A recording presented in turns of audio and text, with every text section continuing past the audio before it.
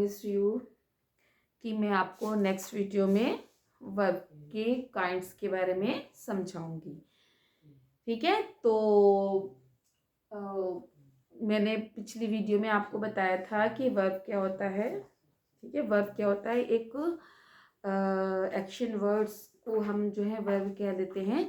और उसमें मैंने आपको ये भी बताया था कि एक होती है हमारी सहायक क्रिया और एक होती है हमारी फाइनाइट यानी कि मेन वर्ब।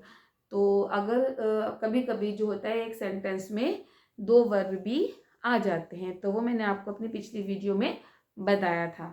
ठीक है, अब सबसे पहला उसमें जो हमारे वर्ब की जो सबसे पहला काइंड है, या मैं ए लिखूंगी क्योंकि इसमें 5 है, तो ये आ गया हमारा सबसे पहले आ गया ट्रांजिटिव वर्ब।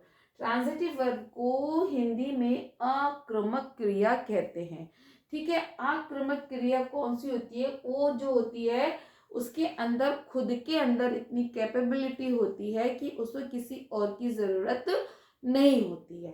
ठीक है, यानी कि जो भी सेंटेंस होगा उसमें जो है उसको कह लीजिए कि ऑब्जेक्ट की जरूरत नहीं पड़ेगी। ठीक है, वो बिना ही ऑब्जेक्ट के ही हो जाएगा। सबसे पहले मैं इसके बारे में पढ़ लेती हूँ, यानी कि जो इन ट्रांजिटिव वर्ब की जो डेफिनेशन है ऑफिशियली वो हम पढ़ते हैं।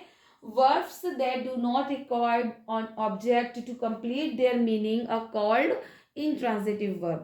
In this category, the meaning is complete without an object. ठीक है, क्या बोल रहा है ये, Verbs that do not require an object to complete their meaning, यानी कि वो verb जिसको ऑब्जेक्ट की जरूरत नहीं होती अपना मीनिंग कंप्लीट करने के लिए आर कॉल्ड इंट्रांजिटिव वर्ब, उसको हम intransitive verb कहते हैं।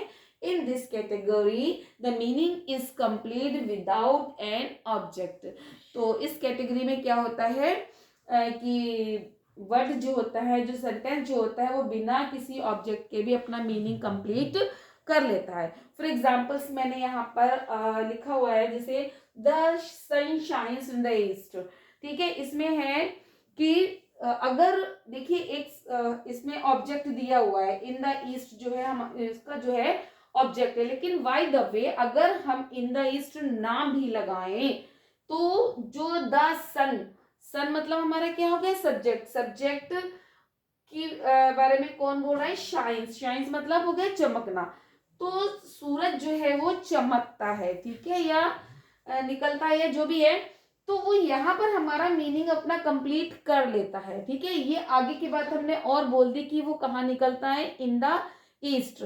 लेकिन अगर हम इसको नहीं भी बताएंगे तो हमारा जो सेंटेंस जो है वो यहाँ पर कंप्लीट हो जाएगा कि सूरज चमकता है। ठीक है, अगला सेंटेंस देखिए, द बेल रिंग, घंटी बजी।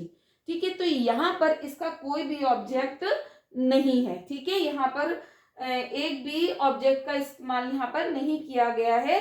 तो इन्होंने जो है ये 3 वर्ड में भी अपना मीनिंग कंप्लीट कर लिया।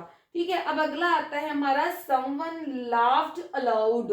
ठीक है, कि कोई जो है बहुत जोर से हंसा, लेकिन अगर हम अलाउड नहीं भी लगाएंगे तो हम ये चीज बता देंगे कि कोई हंस रहा है, समवन लाफ्ड, तो यहां तक भी हमारा जो है मीनिंग कंप्लीट हो जाएगा। उसके बाद है हमारा द बर्ड्स चिर्प, चिड़िया क्या कर रही है, चहचहा रही हैं। तो यहाँ पर भी देखिए ऑब्जेक्ट नहीं दिया हुआ है और बिना ऑब्जेक्ट के भी इन सेंटेंसेस की जो मीनिंग जो है वो हमारी कंप्लीट हो गई है।